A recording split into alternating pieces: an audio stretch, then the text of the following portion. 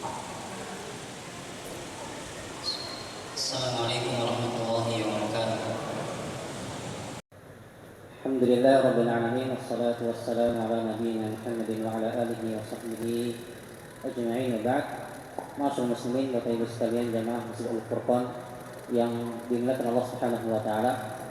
Allah Subhanahu wa taala mengabarkan kepada kita tentang sebuah khutbah yang begitu menyentuh. Sebuah khutbah yang sangat menggetarkan, di mana yang berkhutbah nanti adalah iblis. Bahwasanya nanti iblis akan berkhutbah di hadapan para pengikutnya.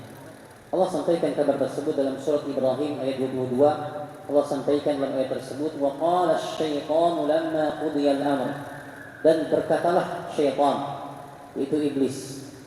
Imam Al-Hasan Al-Basri rahimahullah sebutkan dalam tafsir At-Tabari bahwasanya nanti iblis akan berkhutbah di akhirat kelak. Qama iblisun khatiban ala minbarin nar. Bahwasanya nanti iblis akan berkhutbah di hadapan para pengikutnya, calon penghuni api neraka. Khatiban ala minbarin nar, berdiri di atas sebuah mimbar yang terbuat dari api neraka.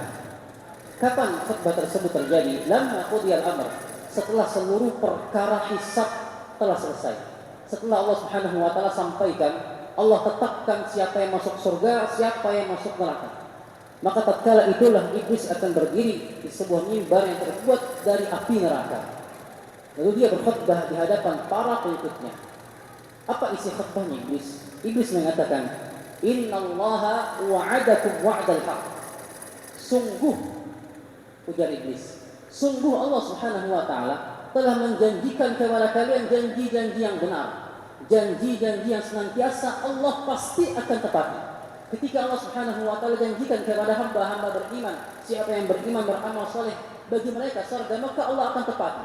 Ketika Allah Subhanahu wa taala mengancam bagi mereka yang membangkang atas perintah Allah Subhanahu wa taala, Allah ancam mereka dengan neraka, dengan balasan yang seberat-berat yang di akhirat, maka Allah akan tepati setiap janji-janjinya. Kemudian iblis mengatakan, wa'dal haqqi wa wa'adtukum fa'akhlaftukum. Ketika iblis mengatakan sesungguhnya Allah menepati seluruh janji-janjinya, maka aku, ujar iblis, aku menjanjikan kepada kalian janji-janji yang senantiasa aku ingkari, aku khianati.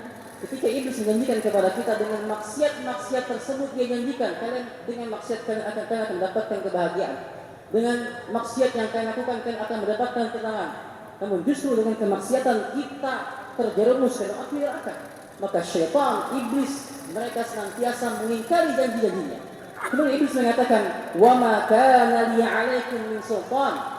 Dan sungguh ujar iblis, aku tidak bisa memaksa kalian untuk mengikuti aku. Aku tidak punya kuasa untuk memaksa kalian mengikuti aku. Illa an da'autukum fastajabtum li.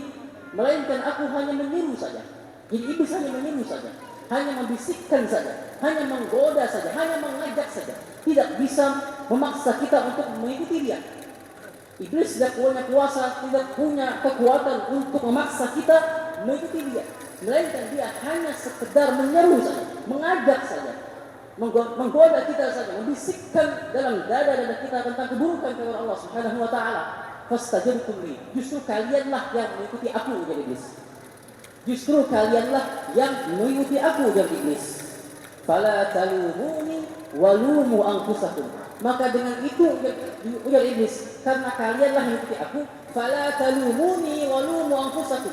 Jangan kalian salahkan aku, jangan kalian cela aku, cela diri kalian sendiri. Kemudian iblis mengatakan, ma ana bimusrikhikum wa ma antum bimusrikhi. Aku, ujar iblis, tidak bisa menolong kalian, dan kalian pun tidak bisa menolong diriku, kata iblis. Kemudian iblis mengatakan yang dengan perkataan ini semakin menyesal di atas penyesalan, semakin merugi di atas kerugian, semakin sedih di atas kesedihan seluruh para pengikutnya. Ketika iblis mengatakan, inni kafartu bima asyraktumuni min qabl.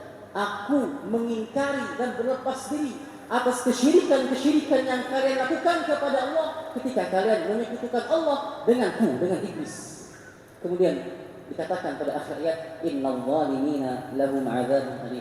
Sungguh bagi hamba, bagi orang-orang yang zalim, bagi mereka adalah azab yang pedih.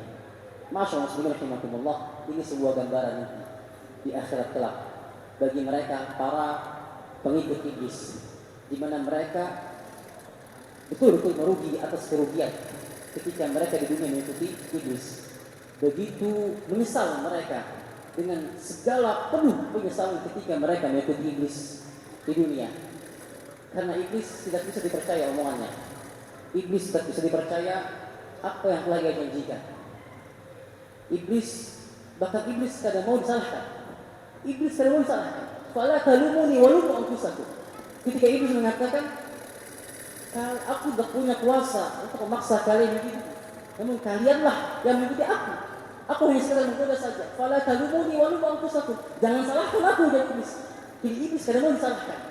Iblis kadang disalahkan dan iblis tidak bisa menolong pribadi itu bisa. Dan iblis berlepas diri dari pengikutnya. Maka seharusnya dengan ayat ini menyadarkan kita bahwa siapa yang lebih berhak untuk kita imani, hanya Allah Subhanahu wa ta'ala. Hanya Allah yang berhak untuk kita imani segala kabar-kabarnya. Hanya Allah yang menepati seluruh janji-janjinya. Semakin kita taat kepada Allah Subhanahu wa ta'ala, maka semakin Allah peduli dengan kita. Semakin kita taat kepada Allah Subhanahu wa ta'ala, semakin Allah akan menolong kita. Makanya Allah sampaikan, Allahu waliyul ladina amanu. Allah pelindung bagi hamba-hamba beriman. Allah pelindung penolong bagi hamba-hamba beriman. Lihatlah iblis tadi.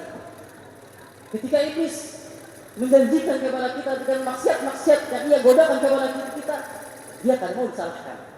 Dia tak bisa menolong. Sedangkan orang-orang taat kepada Allah, orang-orang beriman kepada Allah Subhanahu wa ta'ala, semakin dia beriman kepada Allah, semakin dia beriman, beramal saleh, maka Allah semakin menolong dia. Allahu waliyul ladzina amanu. Innama waliyukumullah wa rasuluh. Allah dan Rasulnya dan orang-orang beriman akan menolong hamba-hamba yang beriman kepada Allah Subhanahu wa ta'ala. Allah akan menolong kita. Maka ma'asyarul rahimakumullah, terlebih lagi ini Ramadan. Ini Ramadan di mana syaitan dibelenggu oleh Allah Subhanahu wa ta'ala. Di mana Allah sudah kondisikan Ramadan adalah bulan penuh ketaatan kepada Allah Subhanahu wa ta'ala, dengan sabdanya Nabi ketika Nabi mengatakan syahrul mubarak, bulan inilah bulan penuh keberkahan, bulan penuh ketaatan, di mana Nabi mengatakan suffilatis syayatin, syaitan dibelenggu. Artinya Ramadan mengajarkan kita untuk berlatih menjauhi segala bentuk langkah-langkah syaitan. Ramadan mengajarkan kepada kita agar kita senantiasa berlatih untuk meninggalkan segala godaan-godaan syaitan. Karena ketika seseorang dia menjadi pengikut syaitan, maka dia akan mendengarkan khutbah iblis di akhirat kelak, dan dia akan menjadi pengikut iblis dan akan menjadi penghuni api neraka.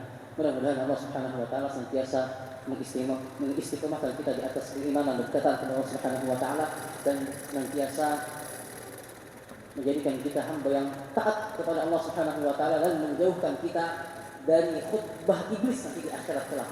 Karena adalah orang-orang yang mendengarkan khutbah iblis di akhirat kelak, melainkan mereka adalah mengikut iblis. Na'matullahi alaihi subhanahu wa bihamdika asyhadu an la ilaha illa anta astaghfiruka wa atubu ilaik. Wassalamualaikum warahmatullahi wabarakatuh.